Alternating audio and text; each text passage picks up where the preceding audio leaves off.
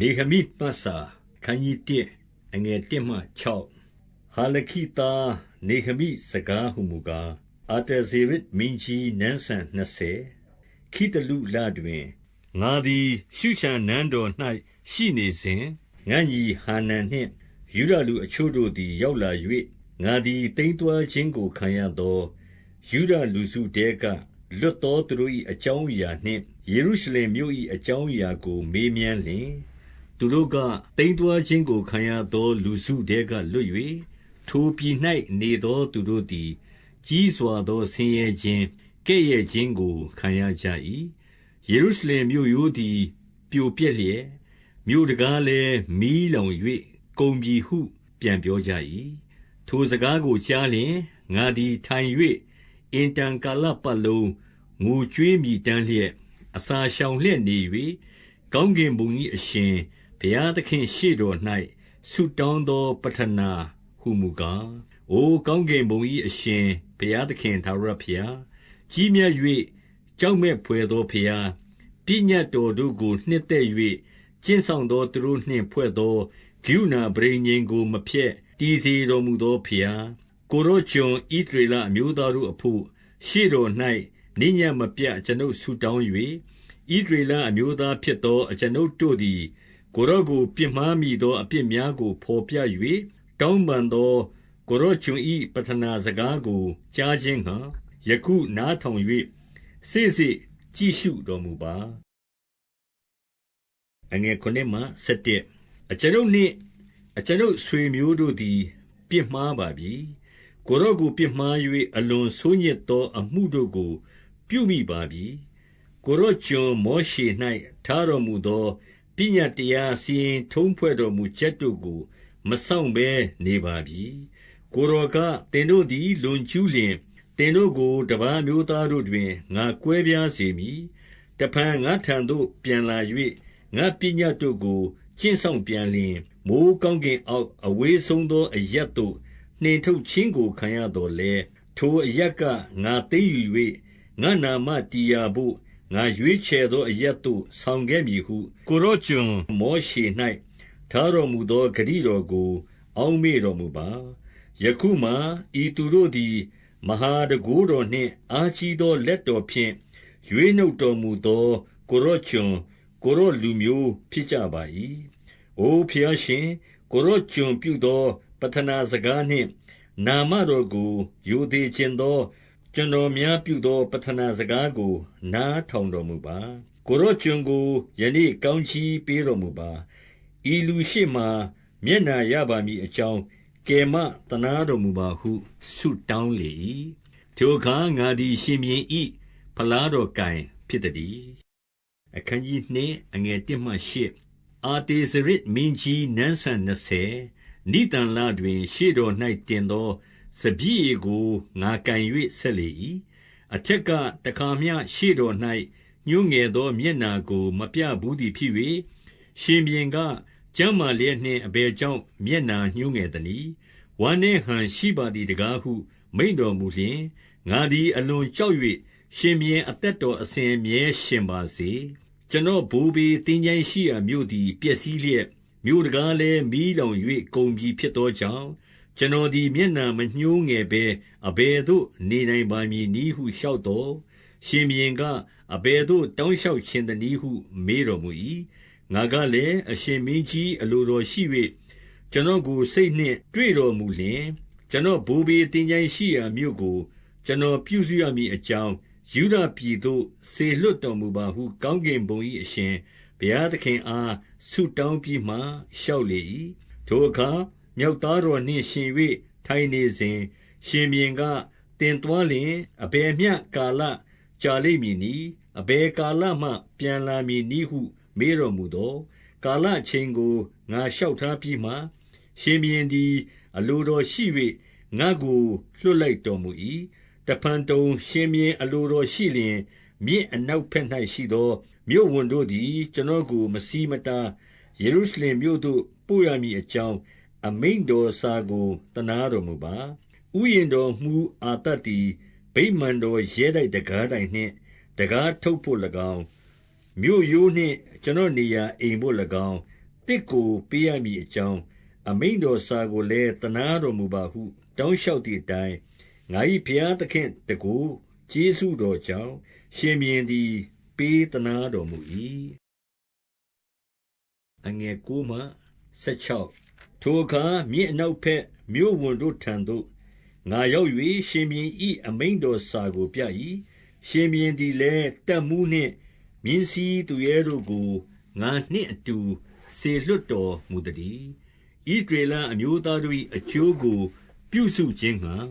လူတယောက်လာကြောင်းကိုဟောရနိလူသမ္မန်လတ်နှင့်ကျွန်ခံသူအာမုန်အမျိုးသားတောဘိတို့သည်ကြားသောအလွန်နှလုံးမသာရှိကြ၏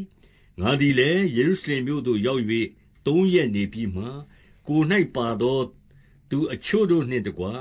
ညအခါထ၍ယေရုရှလင်မြို့အဖို့ပြုခြင်းငှါငါ၏ဘုရားသခင်သည်ငါအားအဘယ်သို့သောအကြံပေးတော်မူသည်ကိုအခြားသောသူတယောက်အားမျှမပြောကိုယ်စီးသောမြင်းမှတပါအဘယ်အရာမျှမပါဘဲညအခါကျိုင်းတကားဖြင့်ထွက်၍နဂါးရည်တွင်တစ်ဖက်တစ်ချက်နောက်ချေးတကားတိုင်အောင်သွားသဖြင့်ယေရုရှလင်မြို့ရိုးသည်ပြိုပြက်လျက်မြို့တကားလည်းမီးလောင်၍မရှိသည်ကိုကြည့်ရှုပြီးမှစမ်းရည်တွင်တကားနှင့်ရှင်ဘုရင်ရေကန်တိုင်အောင်လွန်ပြန်၍မြင်းလန်းမရှိသောကြောင့်တဖန်ထိုည၌ချောင်းနားတွင်ရှောက်သွား၍မြို့ရိုးကိုကြည့်ရှုပြီးမှကျိုင်းတကားဖြင့်လှည့်၍ဝင်ပြန်လေ၏အဘယ်ရက်သို့သွားသည်အဘယ်သို့ပြုသည်ကိုမင်းတို့သည်မသိကြယူဒလူယေဘရဟိတ်မူမမင်းအရာရှိလှုပ်ဆောင်သောသူတစ်စုံတစ်ယောက်အားမျှငါသည်ကိုအမှုကိုမပြောသေးအငယ်19မှ20နောက်တဖန်ငါတို့ခံရသောဆင်းရဲခြင်းယေရုရှလင်မြို့ပျက်စီးခြင်းမြို့တကားလည်းမီးလောင်၍ကုန်ခြင်းကိုသင်တို့သိမြင်ကြ၏လာကြကဲ့ရဲ့ခြင်းနှင့်လွတ်မည်အကြောင်းယေရုရှလင်မြို့ရိုးကိုတည်ကြကုန်အံ့ဟုသူတို့အားဆိုလျက်ငါ၏ဘုရားသခင်သည်ငါအားပြုတော်မူသောကျေးဇူးကို၎င်းရှင်ဘုရင်မိန့်တော်မူသောစကားကို၎င်းကြားပြောလေသောသူတို့ကငါတို့သည်ထ၍တည်ကြကုန်အံ့ဟုဆိုလျက်ထိုကောင်းမှုကိုပြီးစေခြင်းငှါတယောက်ကိုတယောက်နှိုးဆော်ကြ၏ထိုသတင်းကိုဟောရနိလူသမ္မန်လကျွန်ခံသူအာမုန်အမျိုးသားတောဘိအာရအမျိုးသားဂေရှင်တို့သည်ကြားလျင်ပြည့်ရပြု၍သင်တို့သည်အဘယ်သို့ပြုကြမည်နည်းရှင်ဘုရင်ကိုပုန်ကန်ကြမည်လောဟုကဲ့ရဲ့လျက်ဆိုကြ၏ငါကလည်းကောင်းကင်ဘုံ၏အရှင်ဘုရားသခင်သည်ငါတို့ကိုအခွင့်ပေးတော်မူမည်ထိုကြောင့်ဘုရားသခင်၏ကျွန်ဖြစ်သောငါတို့သည်ထ၍တည်မည်သင်တို့မူကားယေရုရှလင်မြို့တွင်ဘာမျှမဆိုင်မပိုင်မှတ်เสียတက်သေးမရှိဟုပြန်ပြော၏ခန်းကြီး3အငယ်1မှ6ထိုအခါယေဘရဟိတ်မင်းအေလရှိတ်သည်မိမိညီအကိုယေဘရဟိတ်တို့နှင့်တကွထ၍တိုးတကားကိုပြင်လျက်တကားခုံတကားထုတ်တကားရွက်တို့ကိုထူထောင်ဆွဲထား၍မေအာပြအိုးမှဟာနနေလပြအိုးတိုင်အောင်ပြင်ကြ၏သူတို့နောက်မှယေရိခေါမြို့သားတို့သည်ပြင်ကြ၏သူတို့နောက်မှဣမရိသားဇေကုရပြင်၏ငါးတကားကိုကားဟာတောနာအမျိုးသားတို့သည်ပြင်လျက်တကခုံတကထုတ်တကရွက်တို့ကိုထူထောင်ဆွဲထား၍တောခလောက်နှင့်ကန့်လန့်ကျင်တို့ကိုတတ်ကြ၏သူတို့နောက်မှကောဇသားဖြစ်သောဥရိယဤသားမေရမုတ်ပြင်၏သူနောက်မှမေရှဇဗေလသားဖြစ်သောဗေရခိဤသားမေရှုလံပြင်၏သူနောက်မှဘာနာသားဇာတုတ်ပြင်၏သူနောက်မှတေကောမြို့သားတို့သည်ပြင်ကြ၏တို့ရတွင်တေကောမင်းတို့သည်မိမိတို့အရှင်၏အမှုကိုဝိုင်းညီ၍မပြုကြတကားဟောင်းကိုကားပါတာသားယောယဒ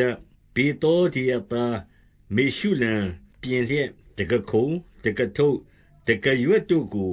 ထူထောင်ဆွဲထား၍တောခလောက်နှင့်ကန့်လန့်ကျင်တို့ကိုတတ်ကြ၏အငယ်9မှ73သူတို့နောက်မှဂိဗောင်မြို့သားမေလတိမေရောနုတ်မြို့သားယာဒုံဂိဗောင်လူမိဇဘာလူတို့သည်မြစ်အနောက်ဘက်မြို့ဝန်ရာဇပလင်တိုင်အောင်ပြင်ကြ၏သူတို့နောက်မှဟာဟာယသား ပရိန်သမားဩဇေလသူနောက်မှဆေးသမားဟာနနိပြင်လျက်ကျဲသောမြို့ရိုးတိုင်အောင်ယေရုရှလင်မြို့ကိုခိုင်ခန့်စေကြ၏သူတို့နောက်မှယေရုရှလင်မြို့တပိုင်းကိုအုပ်တော်သူဟုရသားယေဖရပြင်၏သူနောက်မှဟာရုမန်သားယေဒရသည်မိမိအိမ်တစ်ဖက်တစ်ချက်၌ပြင်၏သူနောက်မှဟာရှဗနိသားဟတ်တုတ်ပြင်၏ကြံကျွင်းသောအရနှင့်မိဘပြတ်ဦးကိုကဟာရင်သားမာလခိယနှင့်ပါဟမောဘသားဟာရှုတ်တို့သည်ပြင်ကြ၏သူတို့နောက်မှယေရုရှလင်မြို့တပိုင်းကိုအုပ်တော်သူဟာလောဟသားရှာလုံနှင့်သူ၏သမီးတို့သည်ပြင်ကြ၏ကျိုင်းတကားကိုကဟာနုံနှင့်ဇာနောမြို့သားတို့သည်ပြင်၍တကတိုင်တကရွက်တောခလောက်ကလန့်ကျင်တို့ကိုလှုပ်ပြီးမှမြို့ရိုးအတောင်တထောင်ကိုနောက်ချေးတကားတိုင်အောင်တည်ကြ၏အငယ်14မှ21ဘေတကိယေမြို့တပိုင်းကိုအုပ်သောယေခသားမာလခိသည်နောက်ချေးတကားကိုပြင်၍တကရွက်တောခလောက်ကလန့်ကျင်တို့ကိုလှုပ်ထား၏မိစပါမြို့တပိုင်းကိုအုပ်သောကောလဟောဇသားရှာလုံသည်စမ်းရည်တွင်တကားကိုပြင်၍တကမိုးတကရွက်တောခလောက်ကလန့်ကျင်တို့ကိုလှုပ်ထားပြီးလျှင်ဥယျင်တော်နားမှာရှိလောင်ရေကန်မြို့ရိုးကို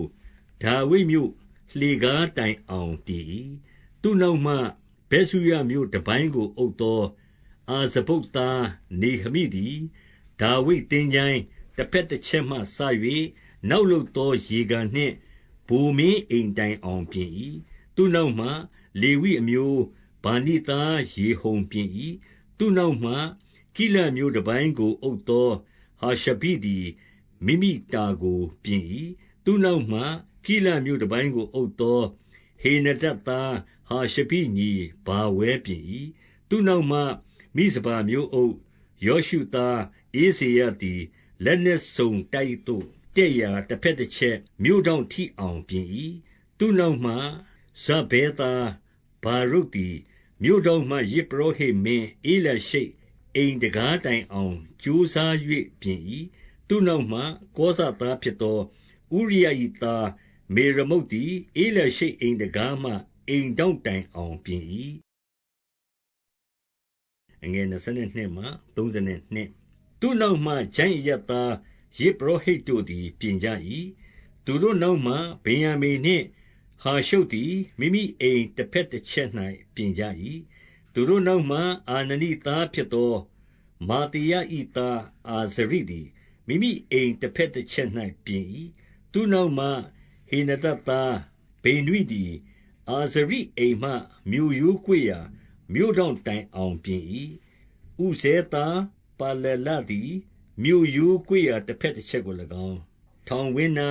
မြင့်သောနန်းရှိမှရှိသောပြအိုးတို့ကို၎င်းပြင်၏သူနောက်မှပါယုတ်သားဂေဒါယပြင်၏ထိုမှတပါဖျားကျွန်တို့သည်အရှိမျက်နှာရေတကားတစ်ဖက်တစ်ချက်၌မိမိတို့နေရာဩဖေလရဲတိုက်ကို၎င်းပြင်သို့ထွက်သောပြအိုးကို၎င်းပြင်ကြ၏သူတို့နောက်မှတီကောမြို့သားတို့သည်ပြင်သို့ထွက်သောပြအိုးကြီးတစ်ဖက်တစ်ချက်၌ဩဖေလရဲတိုက်ရိုးတိုင်အောင်ပြင်ကြ၏မြင်းတကားအထက်ယေပရောဟိတ်တို့သည်မိမိတို့နေရာအိမ်တစ်ဖက်တစ်ချက်၌အသီးအသီးပြင်ကြ၏သူတို့နောက်မှဣမေရသားဇာဒုတ်သည်မိမိအိမ်တစ်ဖက်တစ်ချက်၌ပြင်၏သူနောက်မှဇေကနိသားအရှိတကမူရှေမာယာပြင်၏သူနောက်မှရှေလမိသားဟာနနိဇာလပ်၏ဇုထသားဟာနုံတို့သည်ပြင်ကြ၏သူတို့နောက်မှဗေရခိသားမေရှုလံသည်မိမိအိယာခန်းတစ်ဖက်တစ်ချက်၌ပြင်၏သူနောက်မှဗဒိန်သမားသားမာလခိသည်မိပကတကားတစ်ဖက်တစ်ချက်၌ဖျားကျွန်နေရာနှင့်ကုံတယ်နေရာအရက်တိုင်အောင်၎င်းမြို့တောင်တဲ့ရာအရက်တိုင်အောင်၎င်းပြင်၏မြို့တောင်တဲ့ရာအရက်မှဆ၍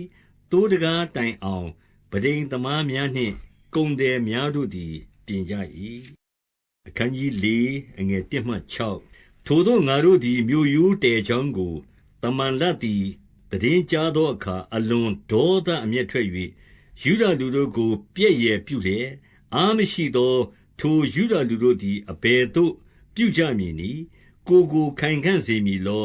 ရစ်ပူဇော်မည်လောတနေ့ချင်းတွင်လက်ဆသတ်မည်လောကျွမ်းလောင်သောကြောက်တို့ကိုအမိုက်ပုံများတဲကထုတ်၍ပြုပြင်မည်လောဟုမိမိအမျိုးသားချင်းရှမာရိတပ်သားရှေ့မှပြောဆို၏တို့အနားမှရှိသောအာမုန်အမျိုးသားတောဘိကလည်းသူတို့တည်သောကြောက်ရိုးကိုတောခွေးထိခိုက်လျင်ပြိုပြက်လိမ့်မည်ဟုပြန်ပြော၏အိုကျွန်ုပ်တို့ဖျားသခင်နားထောင်တော်မူပါကျွန်ုပ်တို့သည်မထီမဲ့မြင်ပြုခြင်းကိုခံရပါ၏သူတို့ကဲ့ရဲ့သောစကားသည်သူတို့ခေါင်းပေါ်သို့ပြန်ရောက်ပါစေသောတိမ်တွားခြင်းကိုခံရပြည်၌လူရဲ့ခြင်းကိုခံရကြပါစေသောသူတို့ပြုသောဒုစရိုက်ကိုဖုံးအုပ်တော်မမူပါနှင့်ရှေ့တော်၌သူတို့အပြစ်မပြေပါစေနှင့်မြို့ရိုးကိုတည်သောသူတို့၏စိတ်ကိုနာစေခြင်းငှာပြောတတ်ကြပါသည်တကားတို့ရတွင်ငါတို့သည်မြို့ရိုးကိုတည်ကြ၏တည်လုသောသူတို့သည်စေတနာကြီးသောကြောင့်မြို့ပတ်လေမြို့ရိုးအမြင့်တဝက်တိုင်အောင်ပြီးလေ၏အငယ်9မှ12ယေရုရှလင်မြို့ရိုးမြင့်၍ပြိုပြက်ရာတို့ကိုပြင်ဆပြုကြသည်ဟုတံပါလတ်နှင့်တောဘိအစရှိသောအာရက်လူအာမုန်လူအာဇုတ်လူတို့သည်ကြားသောအခါအလွန်ဒေါသစိတ်ရှိသည်ဖြင့်ယေရုရှလင်မြို့ကိုစစ်ချီ၍တိုက်မည်ထိုအမှုကိုဖျက်မည်ဟုတညီတညွတ်တီတိုင်ပင်ကြ၏တို့ရတွင်ငါတို့သည်ငါတို့၏ဘုရားသခင်ကိုဆုတောင်း၍ရန်သူကြောင့်နိညမပြတ်ကင်းဆောင်ထားကြ၏ယုဒလူအချို့ကလည်းဝန်ထမ်းသောသူတို့သည်အားကုန်ကြပြီအမိုက်များလှ၏မြို့ရိုးပြီးစီးအောင်မတတ်နိုင်ကြဟုဆိုကြ၏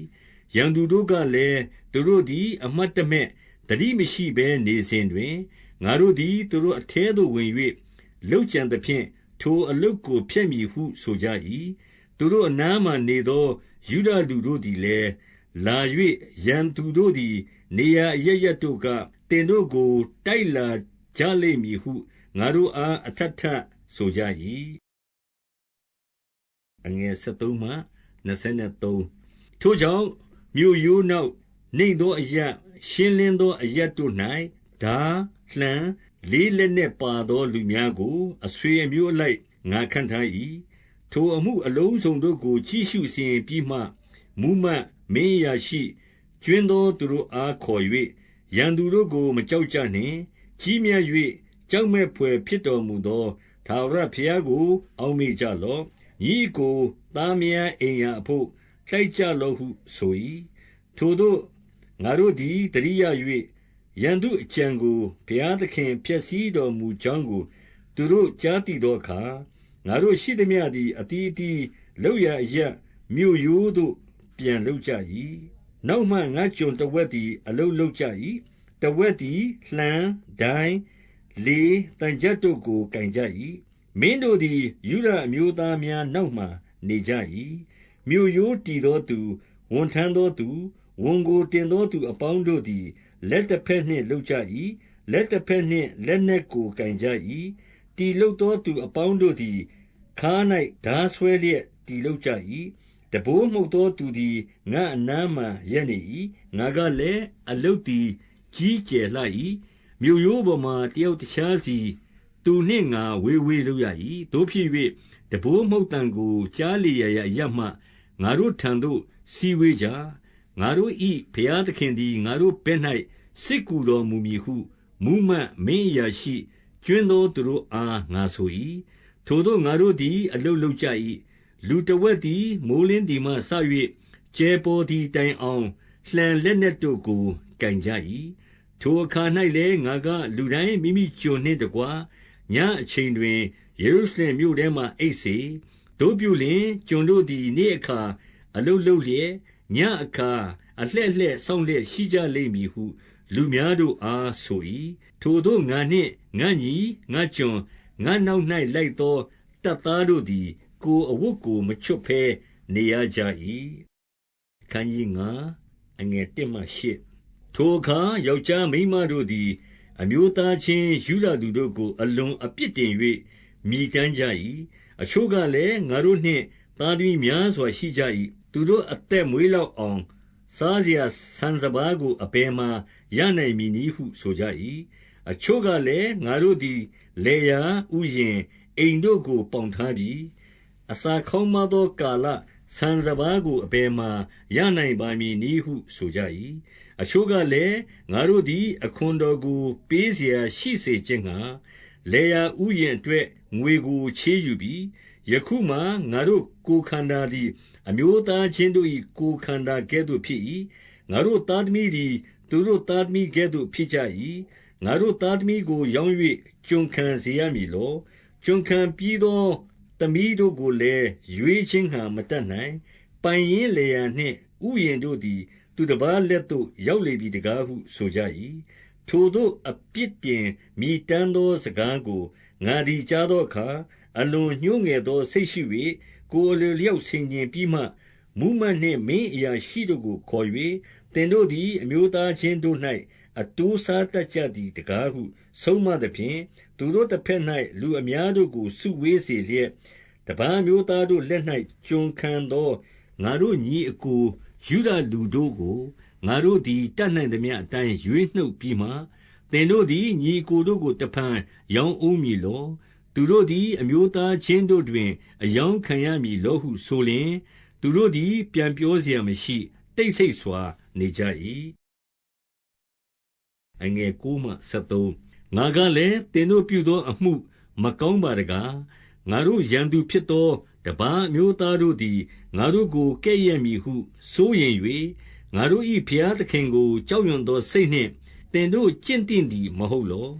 ငါနှင့်ငါညီငါကျွန်တို့သည်လည်းလူများတို့၌ငွေနှင့်ဆန်စပါးကိုခွဲယူပိုင်သည်မဟုတ်လောအတိုးစားသောအမှုကိုပယ်ဖြတ်ကြပါလောယနေ့ပင်သူတို့လေရာစပြည့်ဥယျင်တန်လွင်ဥယျင်အိမ်ယာကို၎င်းသူတို့၌ခွဲယူပြီးသောငွေဆန်စပါးစပြည့်ရည်စီအချို့ကို၎င်းပြန်ပေးကြပါလောဟုဆိုသောသူတို့ကပြန်ပေးပါမည်ဘာမျှမတောင်းမယူပါကိုယ်တော်မိန့်တော်မူသည့်အတိုင်းပြုပါမည်ဟုဝန်ခံကြ၏ထိုသို့ယဇ်ပုရောဟိတ်တို့သည်ဂတိထားသည့်အတိုင်းပြုရမည်အကြောင်းငါသည်သူတို့ကိုခေါ်၍ကျိန်ဆိုစေပြီးမှကိုယ်ကပိုက်ကိုခါလျက်ဂတိပြတ်သောသူအပေါင်းတို့ကိုဘုရားသခင်သည်အိမ်တော်အမှုတော်တဲကဤသို့ခါလိုက်တော်မူပါစေသောသူတို့သည်ဤသို့ခါပစ်လိုက်ခြင်းကိုခံရကြပါစေသောဟုဆို၍စည်းဝေးသောသူအပေါင်းတို့သည်အာမင်ဟုဝန်ခံ၍ထာဝရဘုရားကိုချီးမွမ်းကြ၏လူများတို့သည်လည်းဂတိထားသည့်အတိုင်းပြုကြ၏အငယ်14မှ19ထိုမှတပါယူဒမြို့ဝန်အရာကိုငါခံသောအချိန်အာတဇေရစ်မင်းကြီးနန်းဆန်20မှစ၍32နှစ်တိုင်အောင်12နှစ်ပတ်လုံးငါနှင့်ငါညီတို့သည်မြို့ဝန်ရိတ်ခါကိုမစားအရင်မြို့ဝန်တို့ကိုလူများတို့သည်ကြွေးရကြ၏မုန့်နှင့်စပျစ်ရည်ကို၎င်းတနေ့လျှင်ငွေ40ကို၎င်းပေးရကြ၏မင်းလူလင်ဤစေစားခြင်းကိုလည်းခံရကြ၏ငါမူကားဘုရားသခင်ကိုကြောက်ရွံ့သောကြောင့်အရင်မြို့ဝန်ကဲ့သို့မပြုထိုမှတပါငါသည်မြို့ရိုးကိုအမြဲလုပ်၍နေ၏ငါနှင့်ငါကျွန်တို့သည်လေယာကိုမဝဲမြို့ရိုးတည်ခြင်းအမှုကိုသာဝိုင်းညီ၍ကြိုးစားကြ၏ထိုမှတပါပတ်ဝန်းကျင်၌နေ၍ငါတို့ထံသို့လာသောတပါးအမျိုးသားကိုမဆိုဘဲယူဒအမျိုးသားတို့နှင့်မင်းအရာရှိ105ကျိပ်တို့သည်ငါစပွဲ၌စားတောက်မြဲရှိကြ၏နေ့တိုင်းငါစပွဲကိုနွားတကောင်ရွေသောသိုး6ကောင်ကြက်များကိုစီရင်ရ၏ဆယ်ရက်တခါများစွာသောစပြည့်အမျိုးမျိုးကိုလည်းတင်ရ၏ထိုများလောက်ကုန်တော်လဲလူများတို့သည်ပင်ပန်းစွာအမှုဆောင်ရသောကြောင့်မြို့ဝန်၌ရိတ်ခါကိုငါမတောင်းအိုကျွန်ုပ်ဖျားသခင်ဤလူတို့အဖို့ကျွန်ုပ်ပြုသမျှအတွက်ကျွန်ုပ်ကိုအောက်မေ့၍ကျေးဇူးပြုတော်မူပါခန်းကြီး6အငယ်1မှ8ထိုအခါမြို့တကားတို့ကိုမထူထောင်သေးတော်လဲမြို့ရိုးတည်၍လုံချောင်းကိုတံပါလတောဘီအာရလူဂေရှင်မှဆ၍ကျွင်းသောရန်သူတို့သည်တည်င်းကြားသောအခါတံပါလနှင့်ဂေရှင်တို့ကလာပါအော်နောချိုင်းတွင်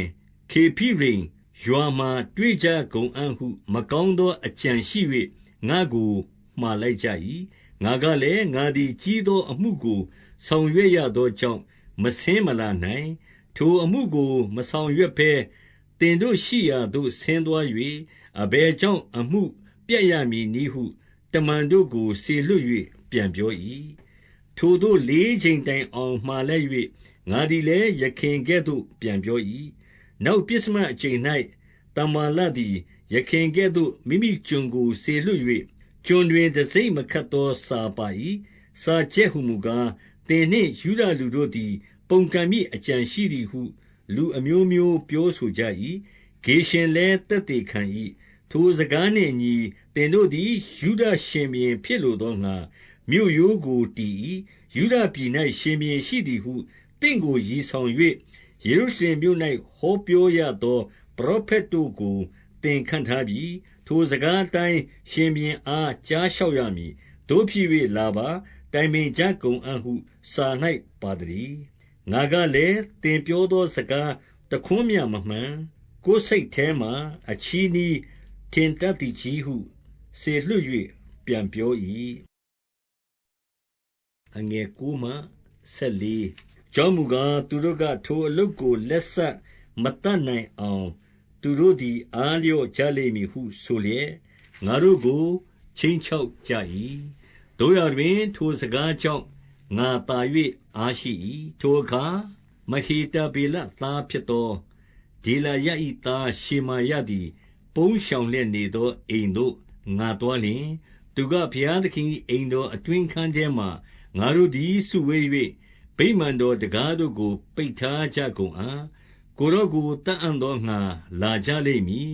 ယနေ့ည၌ပင်လာကြလိမ့်မည်ဟုဆို၏ငါကလည်းငါကဲ့သို့သောသူသည်ပြေးရမည်လောငါနှင့်တူသောသူသည်အသက်ချမ်းသာခြင်းငှါဗိမာန်တော်ထဲသို့ဝင်ရမည်လောငါမဝင်ဟုပြန်ပြော၏ထိုသူကိုဘုရားသခင်စေလွှတ်တော်မမူတောဘိနှင့်တမ္ပလတ်ငှါးသောကြောင့်ထိုသို့ငါတစ်ဖက်၌ဟောပြောသည်ကိုငါရိပ်မိ၏သူတို့သည်ငါကိုကဲ့ရဲ့เสียအကြောင်းရှိလျက်ငါကြောက်၍ထိုသို့ပြုသည်ဖြင့်ပြစ်မှားစေခြင်းငှါထိုသူကိုငှါးကြ၏အိုကျွန်ုပ်ဘုရားသခင်ထိုသို့ပြုတတ်သောတောဘိနှင့်တမ္ပလတ်ကို၎င်းနောဒိအမည်ရှိသောပရောဖက်မှစ၍အကျွန်ုပ်ကိုချင်းချောက်သောပရောဖက်တို့ကို၎င်းမှတ်တော်မူပါအငယ်15မှ19အရက်52ရက်ကြာမှအေလုလလ25ရက်နေ့တွင်မြို့ရိုးကိုလက်စတတ်ကြ၏ထိုသတင်းကိုရန်သူတို့သည်ကြား၍ပတ်လည်ဝန်းကျင်၌နေသောတပါးမျိုးသားအပေါင်းတို့သည်မြို့ရိုးကိုမြင်သောအခါရှက်ချောက်ခြင်းသို့ရောက်ကြ၏အကြောင်းမူကားထိုအမှုသည်ငါတို့ဘုရားသခင်အခွင့်နှင့်ပြီးကြောင်းကိုရိပ်မိကြ၏ထိုကာလတွင်ယုဒမူးမတ်တို့သည်များစွာသောမေတ္တာစာကိုတောဘိထံသို့ပေးလိုက်၍တောဘိပြန်ပေးသောစာအများကိုလည်းရကြ၏တောဘိသည်အာယာသားရှေကနိ၏သမက်ဖြစ်သောကြောင့်သူ၏သားယောဟနန်သည်ဗေရခိသားမေရှုလံသမီးနှင့်စုံဖက်သောကြောင့်၎င်းယုဒ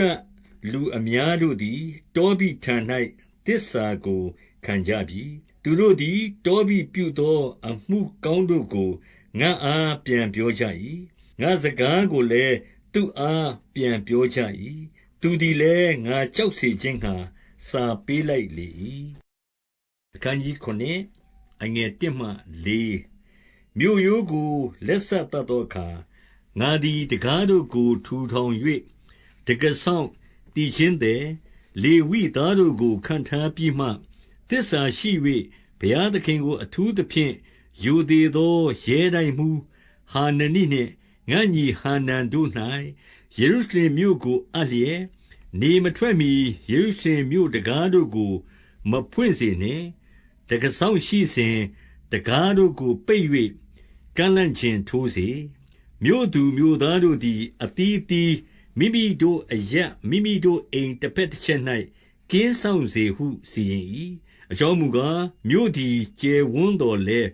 နေသောသူနည်း၍အိမ်များတို့ကိုမတီမဆောက်ကြသေးအငယ်9မှ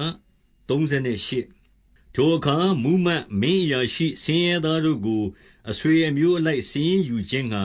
စုဝေးစေမည်အကြံကိုငါ၏ဘုရားသခင်သည်ငါစိတ်နှလုံးထဲသို့သွင်းပေးတော်မူ၏တဖန်ငါတွေ့သောစာရင်းတည်းဟူသောရှေးဥစွာရောက်လာသောသူတို့၏အဆွေအမျိုးစာရင်းချက်ဟူမူကားဗာဗုလုန်ရှင်ဘုရင်နေဗုခဒ်နေဇာသည်ဗာဗုလုန်မြို့သို့သိမ်းသွားခြင်းကိုခံရသောလူစုထဲကထွက်၍ဇေရုဗဗေလယောရှုနေဟမိအာဇရိယာမိနဟမာနိမောဒကဲဘိလရှံမိဇပေရက်ဘိကဝဲနေဟုံဘာနာတို့နှင့်အတူလိုက်လာ၍ယေရုရှလင်မြို့အစရှိသောယုဒပြည်၌အသီးအသီးဆိုင်သောမြို့ရွာသို့ရောက်သောနိုင်ငံတော်သား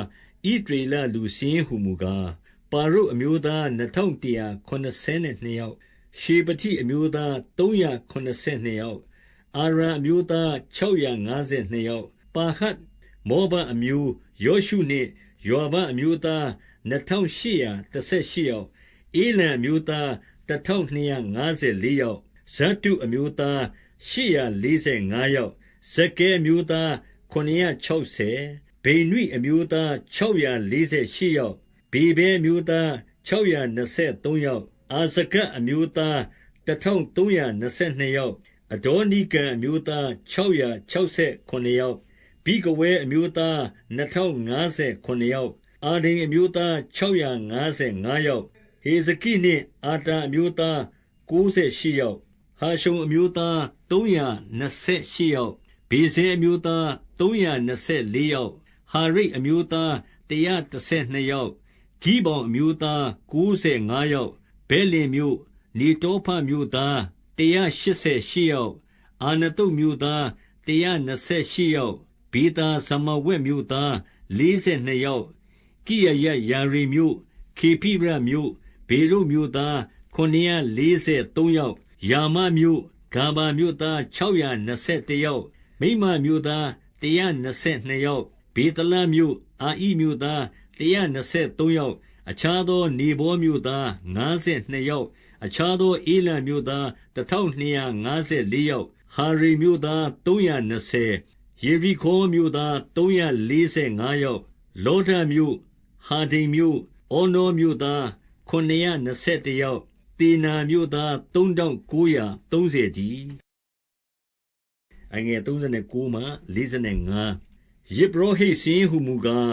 ယောရှုအမျိုးတဲကယေဒယအမျိုးသား983ယောက်ဣမေရအမျိုးသား1052ယောက်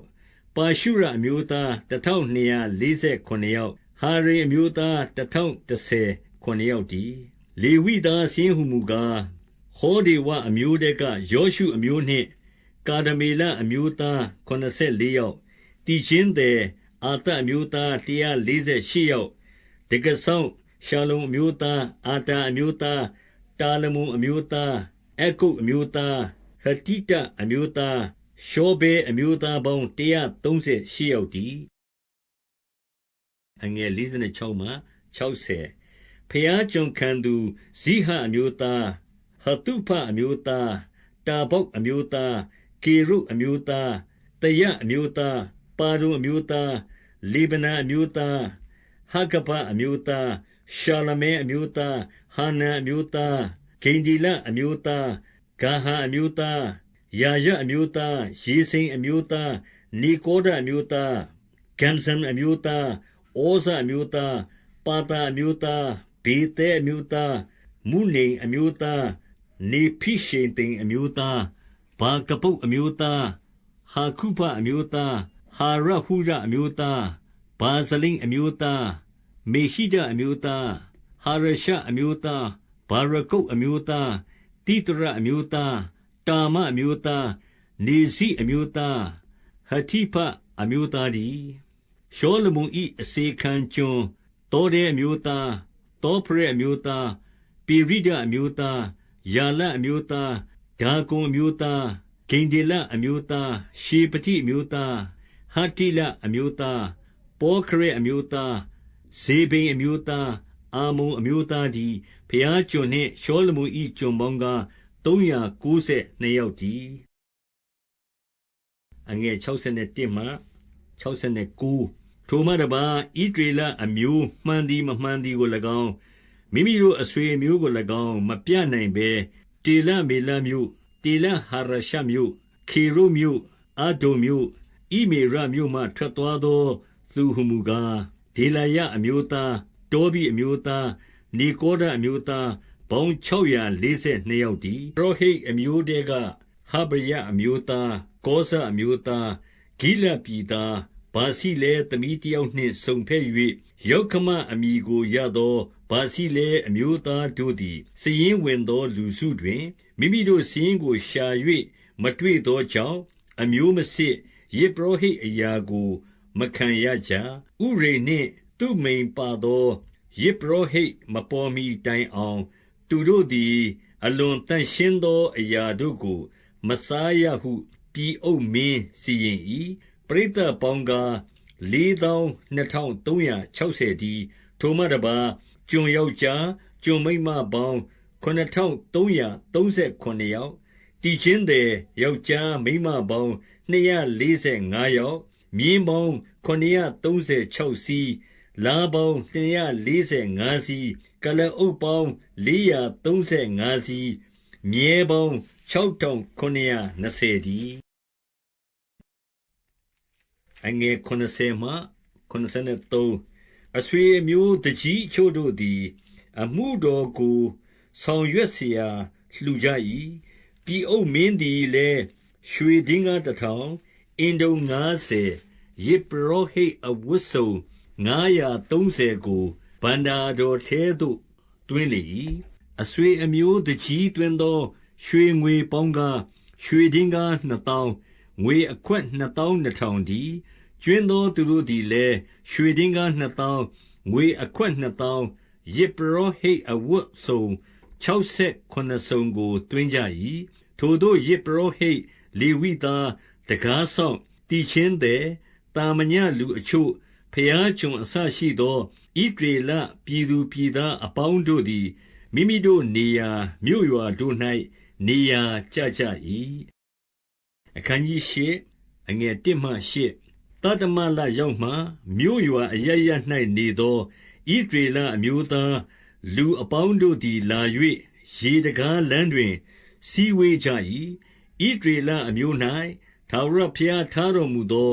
မောရှေပညတ္တိကျမ်းစာကိုဆောင်ခဲ့ပါဟုကျမ်းတတ်ဆရာဧဇရကိုတောင်းသည့်အတိုင်းနားထောင်နားလည်နိုင်သမျှသောပရိသတ်ယောက်ျားမိန်းမတို့ရှေ့သို့တတမလပထမနေ့ရက်တွင်ပညတ္တိကျမ်းစာကိုယေပရောဟိတ်ဧဇရသည်ဆောင်ခဲ့၍နားလည်နိုင်သောသူယောက်ျားမိန်းမတို့ရှေ့မှနံနက်အချိန်မှစ၍မွန်းတည့်အချိန်တိုင်အောင်ရေတကားလမ်းတွင်ဘတ်ရွတ်လေ၏လူအပေါင်းတို့သည်ပညတ္တိကျမ်းစကားကိုစေ့စေ့နားထောင်ကြ၏သူတို့လုပ်ကြသောတရားဟောရာတစ်သားပလ္လင်ပေါ်မှာကျမ်းတတ်ဆရာဧဇရသည်ရပ်၍မတ္တိသိရှေမအနာယဥရိယဟိလခိမာတေယတို့သည်လက်ျာဘက်၌၎င်းပေဒါယမိရှေလမာလခိဟာရှုံဟာရှပဒါနဇာခရိမေရှုလံတို့သည်လက်ဝဲဘက်၌၎င်းရပ်နေကြ၏ထိုတို့ဧဇရသည်လူအပေါင်းတို့ထက်သာ၍မြင့်လျက်လူအပေါင်းတို့ရှေ့မှကျမ်းစာကိုဖွင့်သောအခါလူအပေါင်းတို့သည်ထကြ၏ဧဇရသည်မြတ်စွာသောဘုရားသခင်ထာဝရဘုရားကိုကောင်းချီးပေး၏လူအပေါင်းတို့ကအာမင်အာမင်ဟုလက်တို့ကိုချီလျက်ဝန်ခံ၍ဥချပြတ်ဝတ်လျက်ထာဝရဘုရားကိုကိုးကွယ်ကြ၏ယောရှုဗာနိရှေယဘိယာမိန်အကုတ်ရှောပေသဲဟောဒီယမာတေယကေလိတအာဇရိယောဇဗတ်ဟာနန်ပေလာယအစရှိသောလေဝိသားတို့သည်လည်းလူများတို့အားပညတ္တိကျမ်းစာအနက်ကိုပြန်ကြားကြ၏လူများတို့သည်လည်းမိမိတို့နေရာ၌နေကြ၏ထိုသို့ဘုရားသခင်၏ပညတ္တိကျမ်းစာကိုတေချာစွာဘတ်ရွတ်၍အနက်ကိုပြန်သဖြင့်လူများနားလည်စေခြင်းငှါပြုကြ၏အငယ်9မှ18 လူအပေါင်းတို့သည်ပညတ္တိကျမ်းစကားကိုကြားသောအခါငိုကြွေးကြသည်ဖြစ်၍ပြည်အုပ်မင်းနေဟမိကျမ်းတတ်ဆရာယေပရောဟိတ်ဧဇယလူများတို့အားသွန်သင်သောလေဝိသားတို့ကဤသည်နေ့ရက်သည်တင်တို့၏ဘုရားသခင်ထာဝရဘုရားအဖို့တန်ရှင်းသောနေ့ဖြစ်၏ငိုကြွေးမြည်တမ်းခြင်းကိုမပြုကြနှင့်တွားကြလော့မြိန်စွာသောအစာကိုစားကြလော့ချိုသောအရေကိုတောက်ကြလော့ဆင်းရဲသောသူတို့အားဝေမျှကြလော့ဤသည်နေ့ရက်သည်ငါတို့ဘုရားရှင်အဖို့တန်ရှင်း၏ဝမ်းမနေကြနှင့်ထာဝရဘုရားပေးတော်မူသောအခွင့်နှင့်အားယူ၍ဝမ်းမြောက်ကြလော့ဟုလူအပေါင်းတို့အားဆိုကြ၏ထိုသို့လေဝိသားတို့ကဤသည်နေ့ရက်သည်တန်ရှင်းသောနေ့ဖြစ်သောကြောင့်တိတ်ဆိတ်စွာနေကြလော့ဝမ်းမနေကြနှင့်ဟုဆို၍လူအပေါင်းတို့ကိုငြိမ်းစေကြ၏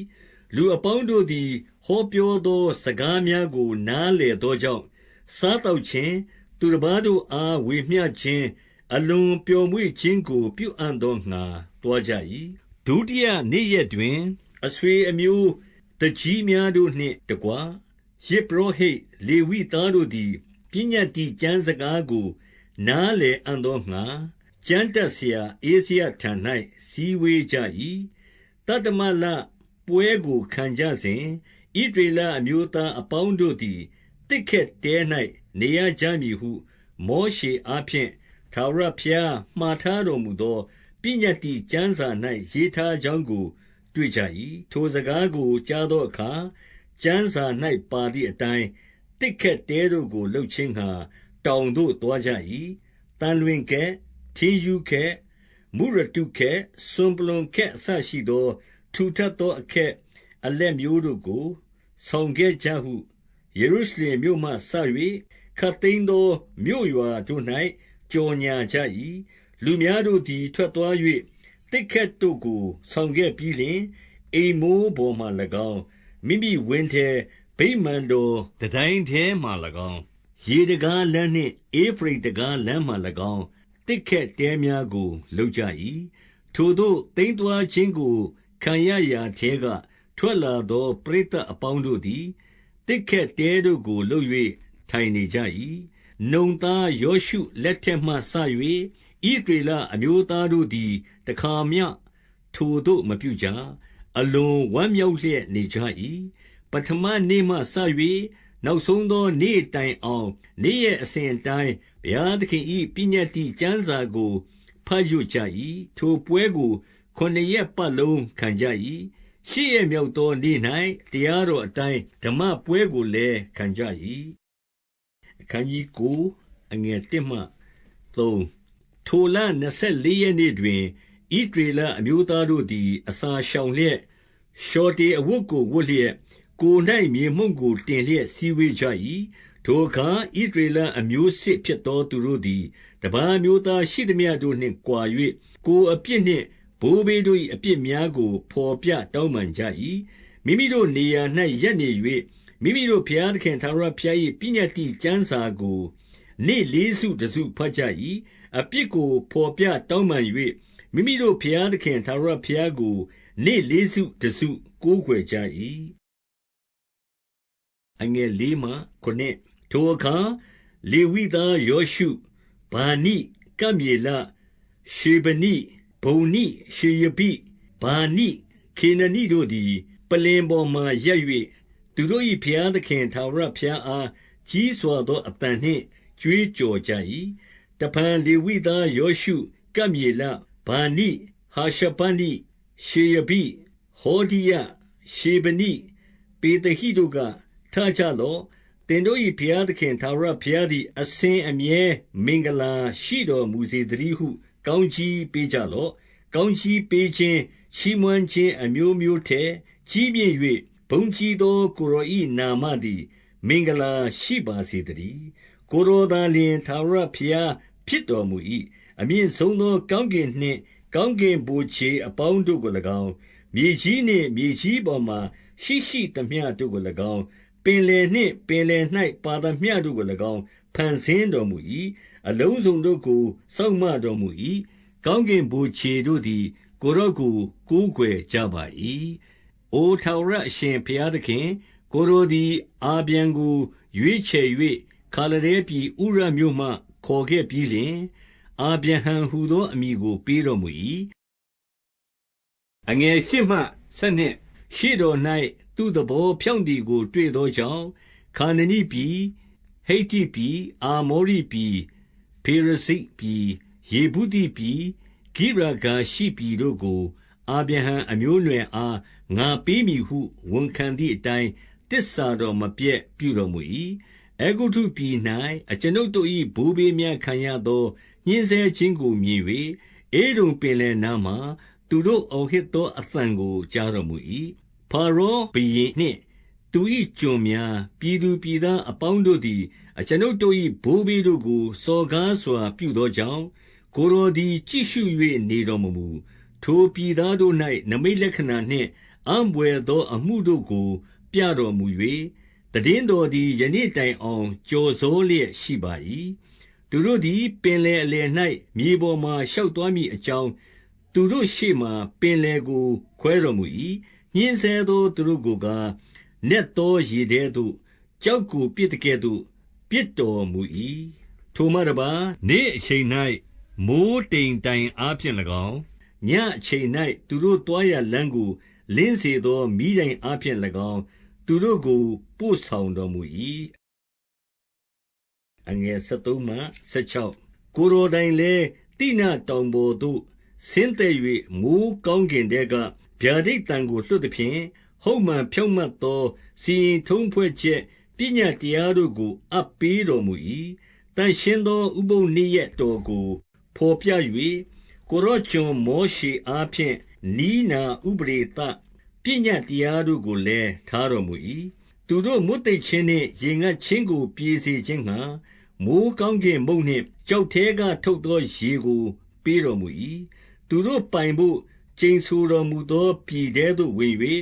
သိမ်းယူမည်အကြောင်းမိန့်တော်မူ၏တို့ရတွင်အကျွန်ုပ်တို့ဘိုးဘေးတို့သည်မာနထောင်လွှား၍ခိုင်မာသောလယ်ပင်နှင့်ပညတ်တော်ကိုနားမထောင်ကြ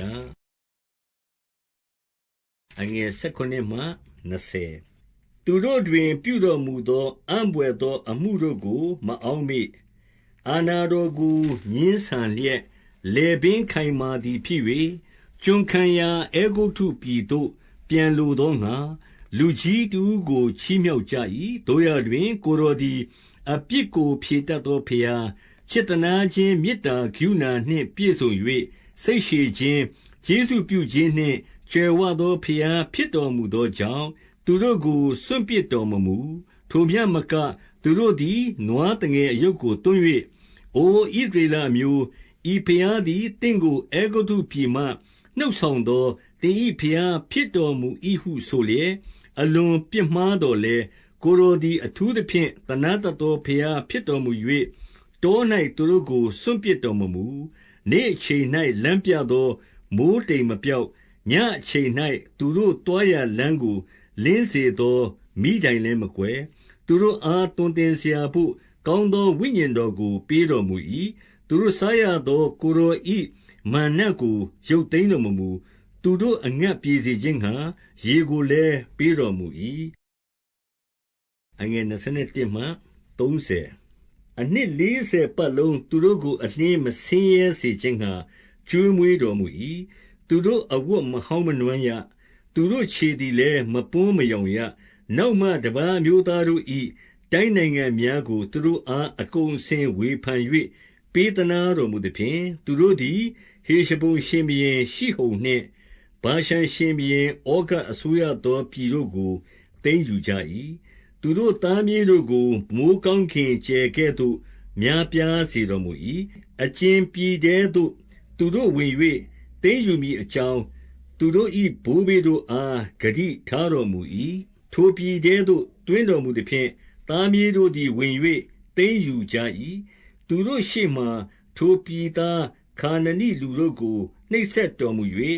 ရှင်ဘုရင်အစရှိသောပြည်သူပြည်သားတို့ကိုပြုကျင်သမျှပြုရသောအခွင့်နှင့်သူတို့လက်သို့အပ်တော်မူ၏ထိုသို့သူတို့သည်ခိုင်ခံ့သောမြို့များမြေကောင်းသောပြည်ဥစ္စာနှင့်ပြည့်သောအိမ်တူးပြီးသောရေတွင် များပြားသောစပျစ်ဥယျာဉ်တန်လွင်ဥယျာဉ်အသီးသီးသောအပင်တို့ကိုသိမ်းယူ၍ဝါစွာစားတောက်လျက်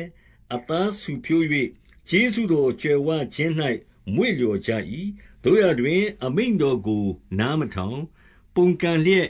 တရားတော်ကိုကြောနောက်သို့ပစ်ထားကြ၏အထံတော်သို့ပြန်လာစေခြင်းငှါဆုံးမသောကိုယ်တော်၏ပရောဖက်တို့ကိုတတ်၍အလွန်ပြစ်မှားခြင်းကိုပြုကြ၏ထိုကြောင့်သူတို့ကိုနှောက်ယှက်သောရန်သူလက်သို့အပ်လိုက်တော်မူ၏ဆင်းရဲခံရ၍ကိုယ်တော်ကိုအော်ဟစ်ကြသောအခါကောင်းကင်ဘုံကနားထောင်၍ကရုဏာကျေးဇူးတော်ကြွယ်ဝသည်အတိုင်းရန်သူလက်မှကယ်လွတ်သောကျေးဇူးရှင်တို့ကိုပေါ်ထွန်းစေတော်မူ၏တဖန်ချမ်းသာရသောအခါရှေ့တော်၌ဒုစရိုက်ကိုပြုပြန်ကြသောကြောင့်ရန်သူအစိုးရမည်အကြောင်းတဖန်အပ်တော်မူ၏သူတို့သည်ပြန်လာ၍ကိုယ်တော်ကိုအော်ဟစ်ကြသောအခါကောင်းကင်ဘုံကနားထောင်၍ကရုဏာတော်ရှိသည့်အတိုင်းအထပ်ထပ်ကယ်တင်တော်မူ၏တရားတော်ကိုကျင့်ပြန်စေခြင်းငှါဆုံးမတော်မူသော်လည်းသူတို့သည်နားမထောင်မာနထောင်လွှားကြ၏ကျင့်သောသူ၌အသက်ရှင်เสียအကြောင်းဖြစ်သောစီရင်တော်မူချက်တို့ကိုလွန်ကျူးကြ၏ခိုင်မာသောလယ်ပင်နှင့်ယုတ်လျက်နားမထောင်ဘဲနေကြ၏နှစ်ပေါင်းများစွာသူတို့ကိုတီးခံ၍ကိုယ်တော်၏ပရောဖက်တို့၌ရှိသောကိုယ်တော်၏ဝိညာဉ်အားဖြင့်ဆုံးမတော်မူသော်လည်းသူတို့သည်နားမထောင်သောကြောင့်ဤပြည်သူပြည်သားတို့လက်သို့အပ်တော်မူ၏31မှ38တို့ရတွင်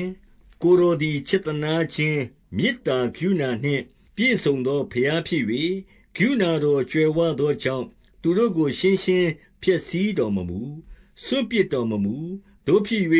အိုကျွန်ုပ်တို့၏ဘုရားကြီးမြတ်၍မဟာတန်ခိုးနှင့်ပြည့်စုံလျက်ကြောက်မဲ့ဖွယ်သောဘုရားကရုဏာပရိညင်တော်ကိုစောင့်တော်မူသောဘုရားအာရှုရိရှင်ဘုရင်လက်ထက်မှစ၍ယနေ့တိုင်အောင်အကျွန်ုပ်တို့ရှင်ဘုရင်မူမတ်ယေပရောဟိတ်ပရောဖက်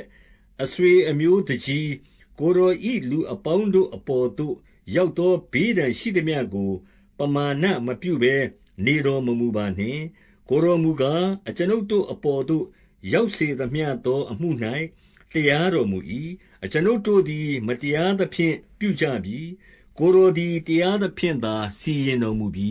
အကျွန်ုပ်တို့ရှင်ဘုရင်မူမတ်ယေပရောဟိတ်အဆွေအမျိုးတကြီးတို့သည်တရားတော်ကိုမစောင့်ပေးထားတော်မူသောပညတ်များနှင့်သက်သေခံချက်များတို့ကိုနားမထောင်ကြကြီးသောကျေးဇူးကိုပြုလျက်အပ်ပေးတော်မူ၍သူတို့ပိုင်သောနိုင်ငံသနာတော်မူသောပြည်ကြီးပြည်ကောင်း၌နေရတော်လေအမှုတော်ကိုမဆောင်မရွက်မိမိတို့ပြုသောဒုစရိုက်ကိုမရှောင်ဘဲနေကြပါ၏ဘိုးဘေးတို့သည်အလွန်မြတ်သောအသီးနှံကိုစားရသောအခွင့်နှင့်သူတို့အားပေးသနာတော်မူသောပြည်၌အကျွန်ုပ်တို့သည်ယနေ့အစေခံကျွန်ဖြစ်ကြပါ၏သူကျွန်ခံရကြပါ၏အကျွန်ုပ်တို့အပြစ်ကြောင့်အကျွန်ုပ်တို့အပေါ်မှာခံထားတော်မူသောရှင်ဘုရင်တို့သည်ဤပြည်၌ကြွယ်ဝစွာဖြစ်သောအသီးနှံကိုသိမ်းစားမြဲရှိကြပါ၏အကျွန်ုပ်တို့၏ကိုယ်နှင့်တိရစ္ဆာန်များကိုသူတို့သည်ကိုယ်အလိုအလျောက်အစိုးပိုင်၍အကျွန်ုပ်တို့သည်အလွန်ဆင်းရဲခံလျက်နေရပါသည်ဟုမြွက်ဆိုကြ၏ထိုအကြောင်းအရာများကို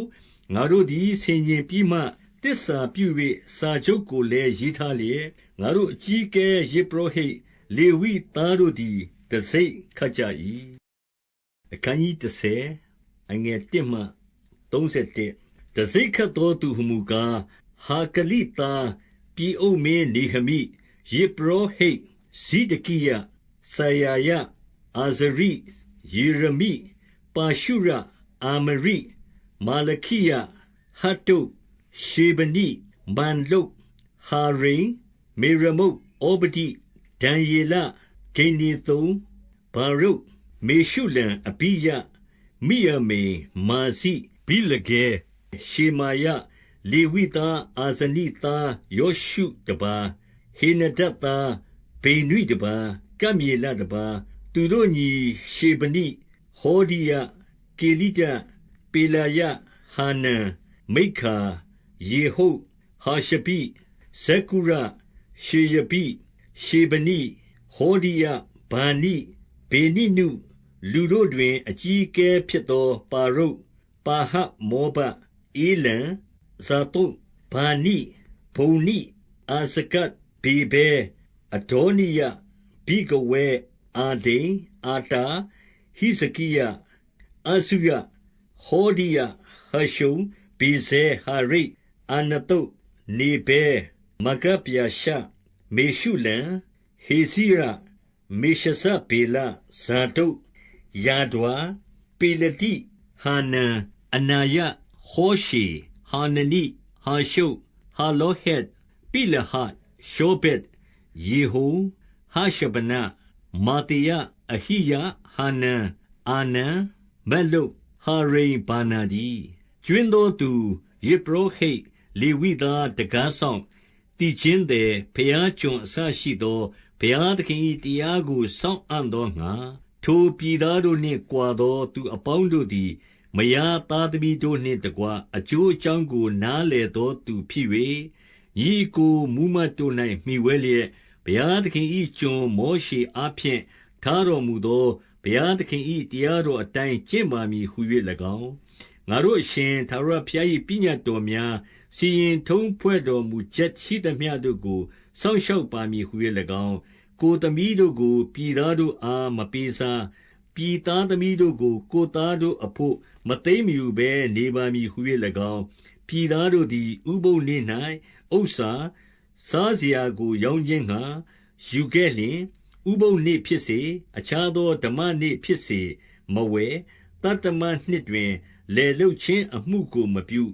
ကြွေးကိုအနိုင်မတောင်းဘဲနေပါမည်ဟု၍၎င်းကျိန်ဆိုလျက်သစ္စာဂတိထားကြ၏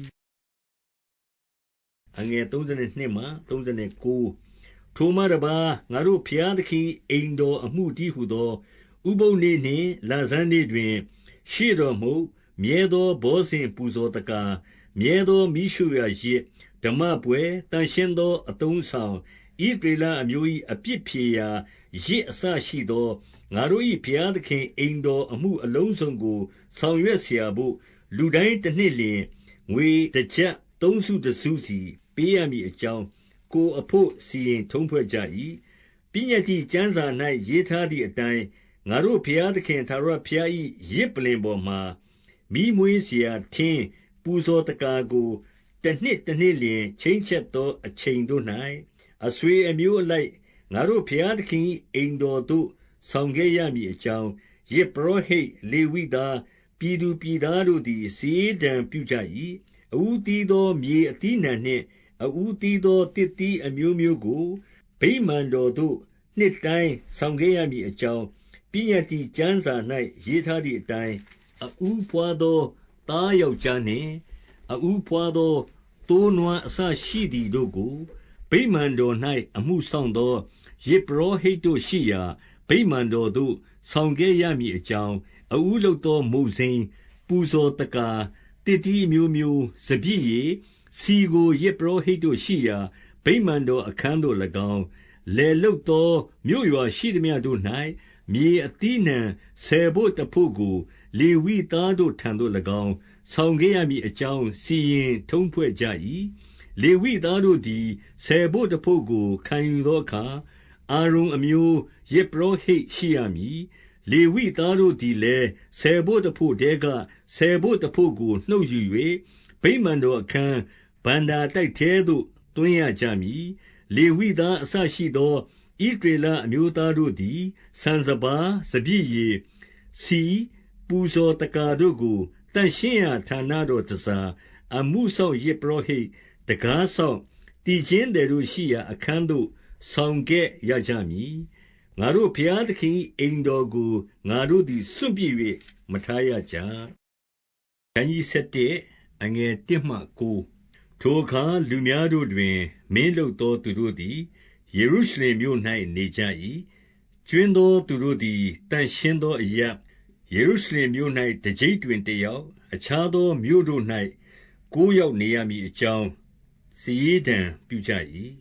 ယေရုရှလင်မြို့၌နေခြင်းငှါအလိုလိုဝန်ခံသောသူအပေါင်းတို့ကိုလူများတို့သည်ကောင်းချီးပေးကြ၏ ယုဒမြို့ရွာတို့တွင်ဣသရေလလူယေဘရဟိတ်လေဝိသားဖျားကျွန်ရှောလမုန်၏ကျွန်အမျိုးသားအသီးသီးတို့သည်မိမိတို့ဆိုင်ရာအရပ်၌နေကြ၏ယေရုရှလင်မြို့၌နေသောပြည်သူပြည်သားအကြီးအကဲမင်းအရာရှိဟုမူကားယုဒအမျိုးဖာရက်မဟာလေလရှေပတိအာမရိဇာခရိဩဇိတို့မှဆင်းသက်သောအာတာယတပါရှိလောနိဇာခရိယောယရိတ်အာဒယဟာဇယကောလဟောဇဘာရုတ်တို့မှဆင်းသက်သောမာတိယတပါနှင့်တကွယေရုရှလင်မြို့၌နေသောဖာရက်အမျိုးသားသူရဲ468ယောက်တည်းဗင်ယာမိန်အမျိုးယေရှာယဣတေလမာတေယကောလယပေဒယယောဒမေရှုလန်တို့မှဆင်းသက်သောတာလုသူနောက်ဂဗ္ဗဲနှင့်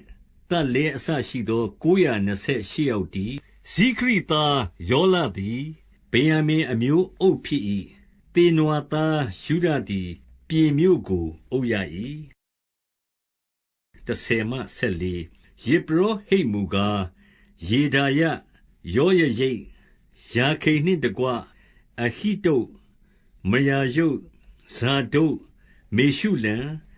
ဟိလကိတို့မှဆင်းသက်သောဘုရားသခင်၏အိမ်တော်အုပ်ဆရာယအစရှိသောအိမ်တော်အမှုကိုဆောင်ရွက်သောအမျိုးသားချင်း822ယောက်တည်းထိုမှတပါမာလခိပါရှုယဇာခရိအာမစီပေလလိယေယောဟန်တို့မှဆင်းသက်သောအဒါယအစရှိသောအဆွေအမျိုးတကြီးအမျိုးသားချင်း242ယောက်တည်းဣမေရမေရှိလမုတ်အဟာတဲအာဇယေလတို့မှဆင်းသက်သောအာမရှဲအစရှိသောခွန်အားကြီးသောသူရဲအမျိုးသားချင်း128ယောက်တည်းဟာဂဒေါလိန်သားဇာဗဒေလသည်သူတို့ကိုအုပ်ရ၏15-19လေဝိသားမူကားဗုန်နိဟာရှပိအာစရိကံဟာရှုတ်တို့မှဆင်းသက်သောရှေမယတပါလေဝိသားအကြီး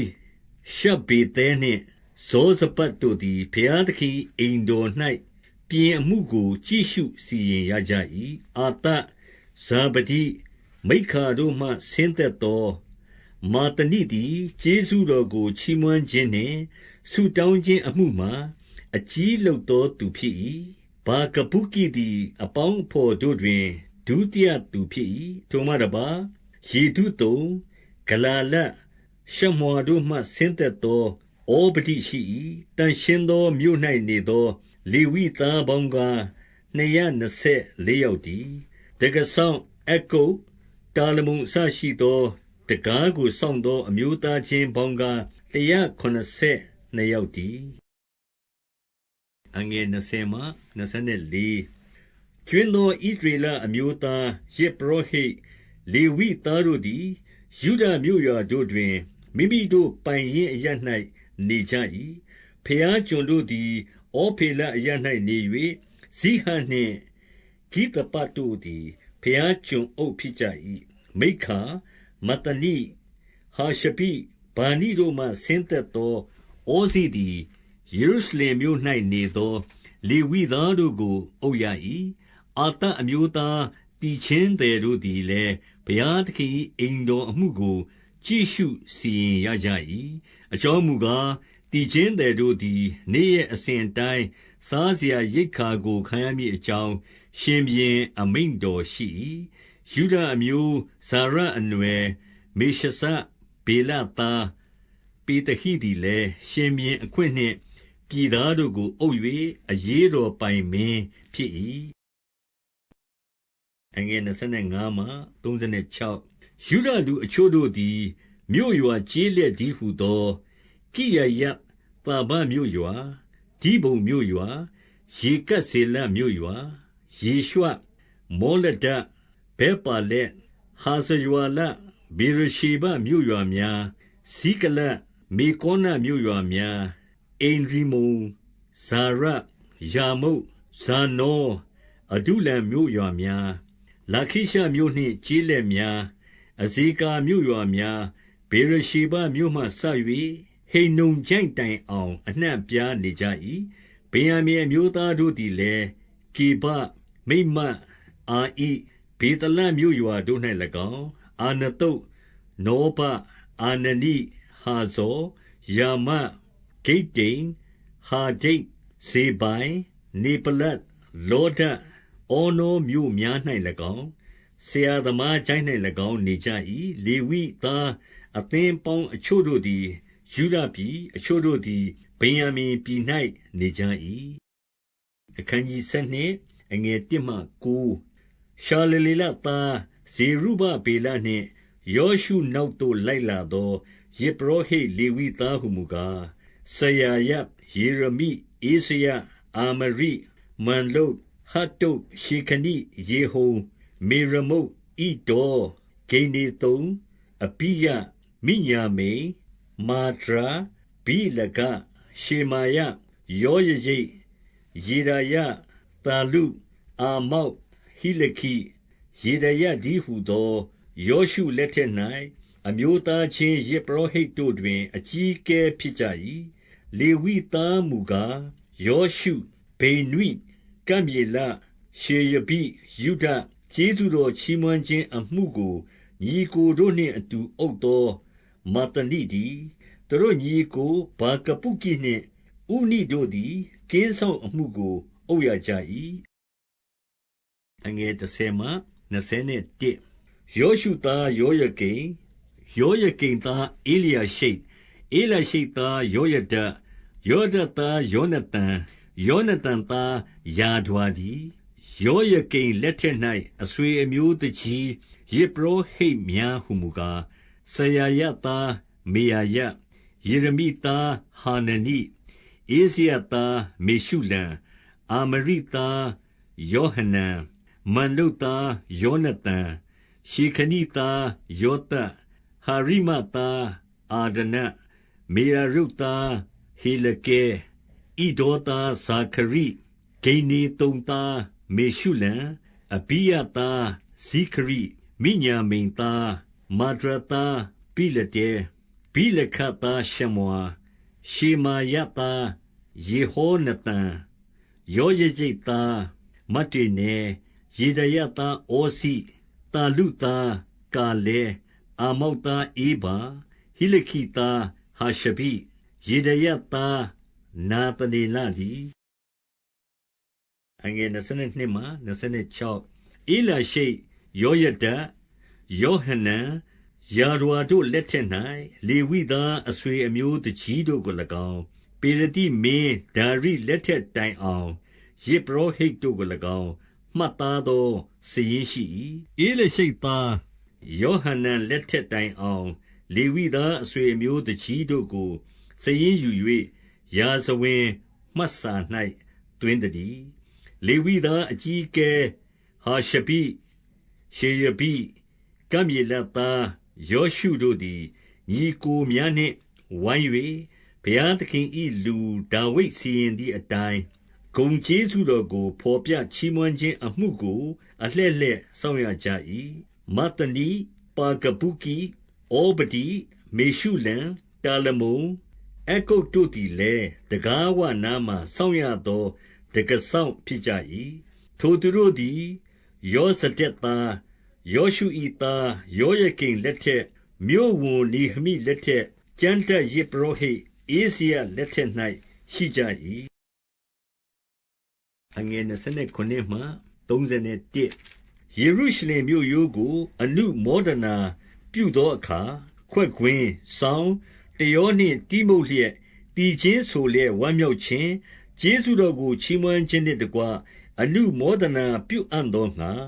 လေဝိသားတို့ကိုရှာ၍သူတို့နေရာအရရတို့ကယေရုရှလင်မြို့သို့ခေါ်ကြ၏ဓမ္မတည်ခြင်းကိုဆိုတတ်သောအမျိုးသားတို့သည်ယေရုရှလင်မြို့ပတ်ဝန်းကျင်ရွာတို့၌နေရာကျလျက်ရှိ၍ယေရုရှလင်မြို့ပတ်ဝန်းကျင်လွင်ပြင်အရပ်များနေတောဖာတိရွာများဂိလဂလမြို့နယ်ဂေဘနှင့်အာဇမဝက်ကျေးလက်ထဲကလာ၍စီဝေးကြ၏ ယေပရောဟိတ်နှင့်လေဝိသားတို့သည်လည်းကို၎င်းလူများမြို့တကားမြို့ရိုးကို၎င်းစင်ကြယ်စေကြ၏ထိုအခါယုဒမင်းတို့ကိုမြို့ရိုးပေါ်သို့ငါခေါ်၍ချီးမွမ်းရာတည်ခြင်းဆိုရသောလူစုကြီးနှစ်စုကိုခံထား၏တစုကလက်ရရစ်လှဲ့၍နောက်ချေးတကားသို့မြို့ရိုးပေါ်မှရှောက်သွားကြ၏အငယ်32မှ43သူတို့နောက်မှာဟောရှေယနှင့်ယုဒမင်းတဝက်အာဇရိဧဇယမေရှုလံယုဒဗိယံမိန်ရှေမာယယေရမိတဘိုးကင်သောယေပရောဟိတ်အမျိုးသားအချို့အာသဇေကုရမိခေယမတနိရှေမာယယောနသန်တို့မှဆင်းသက်သောဇာခရိအစရှိသောသူ၏ညီရှေမာယ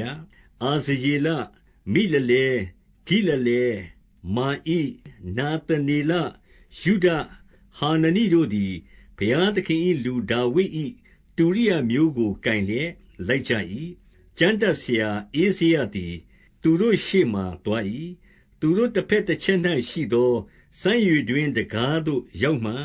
မြို့ရိုးတက်ရာဒါဝိဒ်မြို့လှေကားဖြင့်တက်၍ဒါဝိဒ်အိမ်တော်အထက်အရှိမျက်နှာ၌ရေတကားတိုင်အောင်သွားကြ၏တည်ခြင်းတဲ့တစုကလက်ဝဲဘဲသို့လှည့်၍ငါနှင့်တဝက်သောလူများတို့သည်မြို့ရိုးပေါ်မိဖို့ပြအိုးမှကျဲသောမြို့ရိုးတိုင်အောင်လိုက်ကြ၏ဧဖရိမ်တကားဟောင်းသောတကားငါးတကားဟာနနေလပြအိုးမေအာပြအိုးအထက်မှဆ၍တိုးတကားတိုင်အောင်လိုက်သဖြင့်ထောင်တကားဝတွင်ရပ်နေကြ၏တဖန်တည်ခြင်းတဲ့နစုသည်ဘုရားသခင်အိမ်တော်တွင်ရပ်၍တဝက်သောမင်းအရာရှိတို့သည်ငါနှင့်အတူတဘိုးကင်သောယေပရောဟိတ်ဧလျာကိမ်မာတေယမိညာမိန်မိခာယဧလီဩနေဇာခရိဟာနနိနှင့်တကွမာတေယရှေမာယဧလာဇာဩဇိယောဟနန်မာလခိယဧလံဧဇာတို့သည်ရှိကြ၏တည်ခြင်းသည်တို့သည်ဆရာယေစရာဟိနှင့်တကွအတန်ကိုလွှင့်၍ဆိုကြ၏ထိုနေ့၌များစွာသောရစ်တို့ကိုပူဇော်ကြ၏အလွန်ဝမ်းမြောက်သောအခွင့်ကိုဘုရားသခင်ပေးတော်မူသောကြောင့်သားမယားနှင့်တကွဝမ်းမြောက်ခြင်းကိုပြု၍ယေရုရှလင်မြို့ဝမ်းမြောက်တန်ကိုဝေးသောအရပ်၌ကြားရကြ၏အငယ်44မှ49ထိုအခါယေပရောဟိတ်နှင့်လေဝိသားတို့သည်အမှုတော်ကိုစောင့်လျက်နေသောကြောင့်ယုဒအမျိုးသားတို့သည်အာရဝမ်းမြောက်ကြသည်ဖြစ်၍ယေပရောဟိတ်နှင့်လေဝိသားခံအပ်သောပူဇော်တကားအဦးသီးသောအသီးဆယ်ဘို့တဖို့ကိုမြို့နယ်ကျေးလက်ထဲကသိမ်းယူ၍တိုထားเสียဘန္နာတိုက်များကိုအုပ်ရသောတိုက်ဆိုးတို့ကိုခန့်ထားကြ၏တည်ခြင်းသည်နှင့်တကားဆောင်တို့သည်လည်းဒါဝိဒ်နှင့်သားတော်ရှောလမုစီရင်သည့်အတိုင်းသူတို့ဘုရားသခင်အမှုနှင့်စင်ကြယ်ခြင်းအမှုကိုစောင့်ရှောက်လျက်နေကြ၏ရှေးကာလဒါဝိဒ်နှင့်အာသလက်ထက်ဘုရားသခင်၏ဂုဏ်ကျေးဇူးတော်ချီးမွမ်းရာတည်ခြင်းကိုဆိုရသောသူအကြီးအကဲရှိကြ၏ဇေရုဗဗေလနှင့်နေဟမိလက်ထက်၌လည်းဣသရေလလူအပေါင်းတို့သည်နေ့ရက်အစဉ်အတိုင်းတည်ခြင်းသည်တကဆောင်ခံအပ်သောစားစရာရိတ်ခါကို၎င်းလေဝိသားတို့အားတန်ရှင်းသောအရာတို့ကို၎င်းလှူကြ၏လေဝိသားတို့သည်လည်းယေပရောဟိတ်တို့အားလှူကြ၏အခန်းကြီး73အငယ်1မှ3ထိုနေ့ရက်ကာလ၌မောရှေ၏ပညတ္တိကျမ်းစာကိုလူများရှေ့မှဖတ်ရသောအခါအာမုန်အမျိုးသားနှင့်မောဘအမျိုးသားသည်ဘုရားသခင်၏ပရိသတ်တော်ထဲသို့ဝင်ရသောအခွင့်အစဉ်မရှိဟုတွေ့ကြ၏အကြောင်းမူကားသူတို့သည်ဣသရေလအမျိုးသားတို့ကိုလှုပ်ကြွေးခြင်းငှာမကြိုဆိုကျိန်ဆဲစေခြင်းငှာဗာလံကိုငှားကြ၏တို့ရတွင်ငါတို့၏ဘုရားသခင်သည်ကျိန်ဆဲသောစကားကိုကောင်းကြီးပေးသောစကားဖြစ်စေတော်မူ၏ထိုတရားကိုကြားသောအခါအမျိုးမစစ်သောသူရှိသမျှတို့ကိုဣသရေလအမျိုးမှပယ်ရှားကြ၏အငယ်4မှ9အရင်တခါငါတို့ဘုရားသခင်၏အိမ်တော်ပြင်ခန်းကိုအုပ်သောယေပရောဟိတ်ဧလျာရှိပ်သည်တောဘိနှင့် ပေါက်ဖော်တော်သည်ဖြစ်၍ဘောဇဉ်ပူဇော်တကာနန္တာပေါင်းတစားမျိုးကို၎င်းပညတ်တော်အတိုင်းလေဝိသားတည်ခြင်းတဲ့တကားဆောင်တို့အားပေးရသောဆန်စပါစပြည့်ရည်စီဆယ်ဖို့တဖို့ကို၎င်းယေဘရဟိတ်တို့အားလှူရသောအလှူတို့ကို၎င်းတိုထားမြဲရှိသောအခန်းကြီးကိုတောဘိအဖို့ပြင်ဆင်၏ထိုကာလပတ်လုံးငါသည်ယေရုရှလင်မြို့၌မရှိဘာဘူးလုံရှင်ဘုရင်အာတဇေရစ်နန်းစံ32နှစ်တွင်အထံတော်သို့တွားရ၏အင်တန်ကာလကြာပြီးမှရှင်ဘုရင်ထံတော်၌အခွင့်ရ၍ယေရုရှလင်မြို့သို့ရောက်သောအခါဧလျာရှိသည်ဘုရားသခင်အိမ်တော်တိုင်းထဲမှအခန်းကိုတောဘိအဖို့ပြင်ဆင်၍ဒုစရိုက်ပြုကြောင်းကိုငါကြားသိရ၏ထိုအခါငါသည်အလွန်နာကျင်သောစိတ်ရှိ၍တောဘိဥစ္စာပရိကံရှိသည်များကိုအခန်းထဲကထုတ်ပြီးမှအခန်းများကိုစင်ကြယ်စေခြင်းငှာစီရင်၍တဖန်ဘုရားသခင်၏အိမ်တော်တစားများဘောဇဉ်ပူဇော်တကာနန္တာပေါင်းကိုဆောင်ခဲ့၍တူထား၏အငယ်30မှ14အမှုတော်ဆောင်လေဝိသားတည်ခြင်းသည်တို့သည်အတီးအတီးမိမိတို့လေယာသို့ပြေးသွားကြသည်ကိုငါထောက်၍သူတို့ခံအပ်သောစားเสียရိတ်ခါကိုမခံမရကြောင်းကိုငါရိပ်မိလျက်ဘုရားသခင်၏အိမ်တော်ကိုအဘယ်ကြောင့်ဆွတ်ပစ်ကြသနည်းဟုမင်းတို့ကိုအပြစ်တင်၍လေဝိသားတို့ကိုစုဝေးစေပြီးမှသူတို့နေရာ၌ခန့်ထားပြန်၏ထိုအခါယုဒလူအပေါင်းတို့သည်ဆန်စပါစပြည့်ရည်စီဆယ်ဖို့တဖို့ကိုဗန္တာတော်တိုက်သေးသို့ဆောင်ခဲ့ပြန်ကြ၏ယေဘရဟိတ်ရှေလမိကျမ်းဒတ်ဇာတုလေဝိသားဗေဒယသူနောက်မတ္တနိသားဖြစ်သောဇကုရဤသားဟာနန်တို့ကိုဗန္တာတော်တိုက်ဆိုးအရာ၌ငါခန့်ထား၏ထိုသူတို့သည်တစ္ဆာဆောင်ခြင်းအတရေရှိသည်ဖြစ်၍အမျိုးသားချင်းတို့အားဝေဖန်ရကြ၏အိုအကျွန်ုပ်၏ဘုရားသခင်ထိုအမှုကြောင့်အကျွန်ုပ်ကိုအောက်မေ့တော်မူပါအကျွန်ုပ်၏ဘုရားသခင်အိမ်တော်အဖို့အိမ်တော်အမှုဆောင်ခြင်းအဖို့အကျွန်ုပ်ပြုသောကျေးဇူးကိုခြေတော်မမူပါနှင့်အငယ်15မှ22ထိုကာလယူဒပြည်မှအချို့တို့သည်ဥပုသ်နေ့၌စပျစ်သီးကိုနယ်လျက်ကောက်လိုင်းကိုတွင်းလျက်မြဲပေါ်မှဝန်ကိုတင်လျက်လှုပ်ဆောင်ကြသည်ကို၎င်းဥပုသ်နေ့၌စပျစ်ရည်စပျစ်သီးသင်္ဘောတဖန်သည်အစရှိသည်တို့ကိုတင်၍ယေရုရှလင်မြို့သို့ဆောင်ခဲ့ကြသည်ကို၎င်းငါမြင်၍ဤမည်သောနေ့ရက်၌သာစားเสียများကိုရောင်းအပ်သည်ဟုသူတို့အားကြားပြော၏ထိုအရပ်၌နေသောတုရုမြို့သားတို့သည်လည်းငါအစရှိသည်တို့ကိုယေရုရှလင်မြို့သို့ဆောင်ခဲ့၍ဥပုသ်နေ့၌ယုဒအမျိုးသားတို့အားရောင်းတတ်ကြ၏ထိုအခါငါကသင်တို့သည်ဥပုသ်နေ့ကိုဖျက်၍ပြုသောဒုစရိုက်ကားအဘယ်သို့နည်းဘိုးဘေးတို့သည်ထိုသို့ပြုသောကြောင့်ဤမျှလောက်ကြီးစွာသောဆင်းရဲခြင်းကိုငါတို့၌၎င်းဤမြို့၌၎င်းဘုရားသခင်ရောက်စေတော်မူသည်မဟုတ်လောသင်တို့သည်ဥပုသ်နေ့ကိုဖျက်သောအားဖြင့်တာ၍ပြင်းစွာသောအမျက်တော်ကိုဣသရေလအမျိုး၌ရောက်စေဦးမည်လောဟုယုဒမူမတ်တို့ကိုအပြစ်တင်လျက်အဖိတ်နေ့တွင်နေအောင်ကွယ်၍ဥပုသ်နေ့လွန်သည့်တိုင်အောင်ယေရုရှလင်မြို့တကားတို့ကိုပိတ်ထားရမည်အကြောင်းစီရင်၍ဥပုသ်နေ့၌ဝန်များကိုမြို့ထဲသို့မသွင်းစေခြင်းငှာမိမိကျွန်အချို့တို့ကိုတကားတို့၌ခန့်ထား၏ထိုနောက်ကုန်သည်များဥစ္စာမျိုးကိုရောင်းသောသူများတို့သည်ယေရုရှလင်မြို့ပြင်မှတခါနှစ်ခါအိပ်ကြ၏ငါကလည်းမြို့ရိုးပတ်လည်၌အဘယ်ကြောင့်အိပ်ကြသနည်းနောက်တဖန်လာ၍အိပ်လျင်ဘမ်းဆီးမည်ဟုသူတို့အားသတိပေး၏ထိုအခါမှစ၍ဥပုသ်နေ့တွင်မလာဘဲနေကြ၏လေဝိသားတို့သည်လည်းဥပုသ်နေ့ကိုသန့်ရှင်းစေခြင်းငှာစင်ကြယ်သောကိုယ်နှင့်လာ၍တကားတို့ကိုစောင့်ရမည်အကြောင်းငါမှားထား၏အိုအကျွန်ုပ်၏ဘုရားသခင်ထိုအမှုကြောင့်အကျွန်ုပ်ကိုအောက်မေ့တော်မူပါကရုဏာတော်များပြားသည့်အတိုင်းအကျွန်ုပ်ကိုကယ်မသနားတော်မူပါ အငယ်23မှ28ထိုကာလအာဇုတ်အမျိုးအာမုန်အမျိုးမောဘအမျိုးသမီးနှင့်စုံဖက်သောယုဒလူအချို့တို့ကိုငါမြင်၏သူတို့သားသမီးတို့သည်ယုဒစကားကိုမပြောတတ်အာဇုတ်စကားတဝက်အစရှိသောအသီးအသီးဘာသာစကားကိုပြောတတ်ကြ၏သူတို့ကိုငါအပြစ်တင်၍ကဲ့ရဲ့၏အချို့တို့ကိုရိုက်လျက်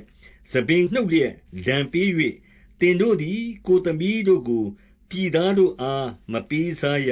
ပြည်သားသမီးတို့ကိုကိုယ်သားတို့အဖို့မသိမ်းမယူရဣ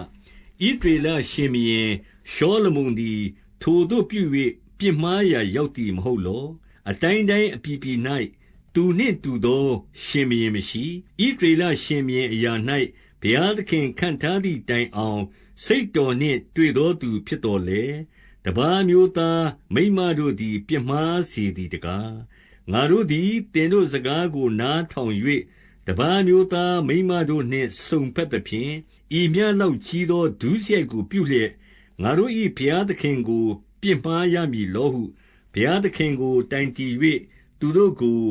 ကျိန်ဆိုစေ၏ယေပရောဟိတ်မင်း